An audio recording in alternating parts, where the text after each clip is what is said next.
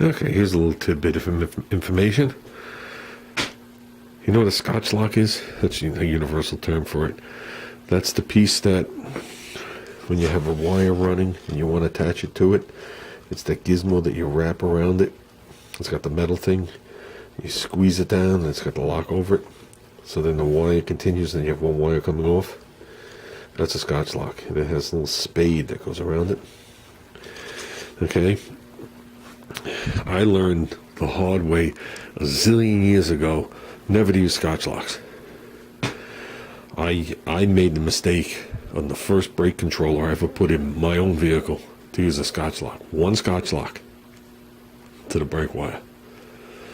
And I went to stop once and the brakes went on and off.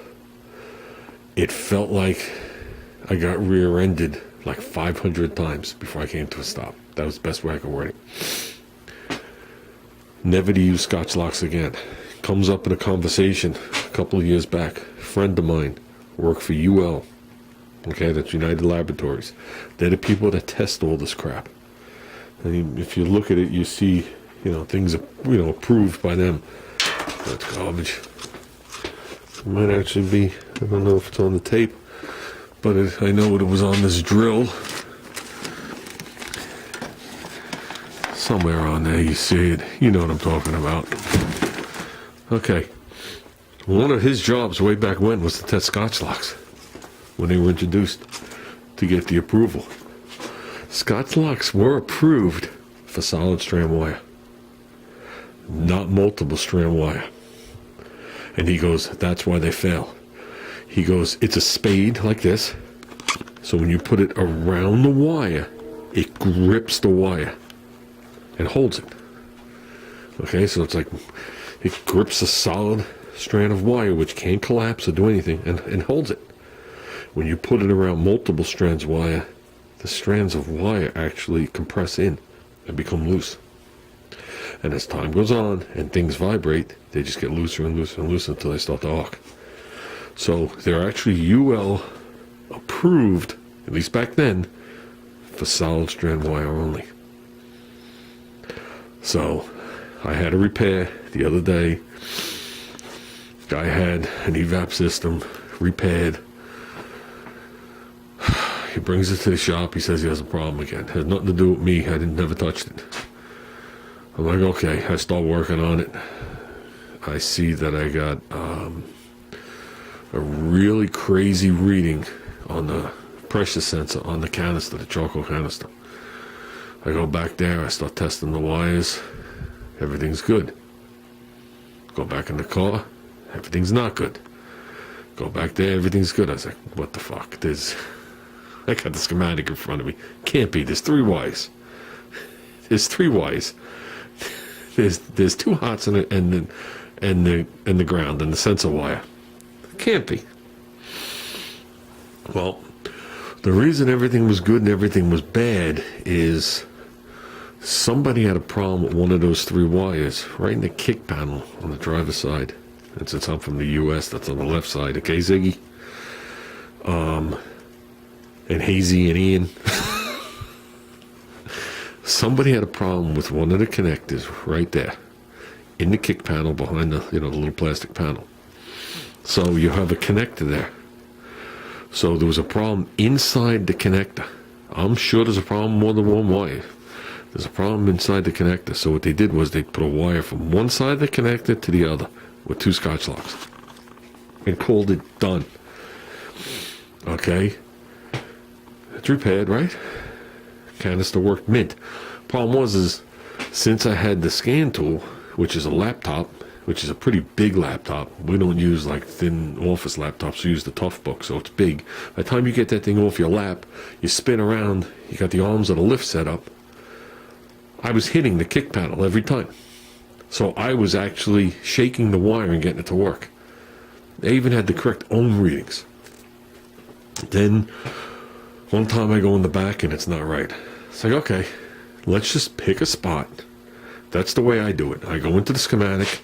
I look at the complete schematic. Okay, this distributor's not working. It goes from here to the tail light.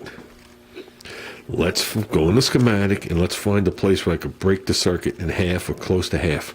Then I know it's on the front side or the back side, and then we can work our way from there. That was great with Mitsu because Mitsu used a connector every 5 feet, every 5 inches. So it was easy to narrow it down. And I'm not a new wire runner. If there's a break in the wire, I don't run a new wire alongside the car. I find the break, I fix it, because usually when one wire is broken, there's other ones that are rubbing and are ready to go through also, so I do them all. That's the way I feel comfortable. Okay, I've had arguments where people have argued with me, no, you don't have to fix the other wiring. It's not your job. It's not your responsibility. If it comes back, it's another problem. No, let's find what a problem is, especially if it's a dead short. Let's find where it is. It's obviously cutting into something. That means there's other wires that might do it next week, next year, or the car might burn. But whatever. So I go to the schematic. You look for the easiest connector to divide it in half, even if it's not quite in half. Because a lot of the connectors are up under the dash. You can't get to them. So the easiest one was in the kick panel. I pull off the kick panel.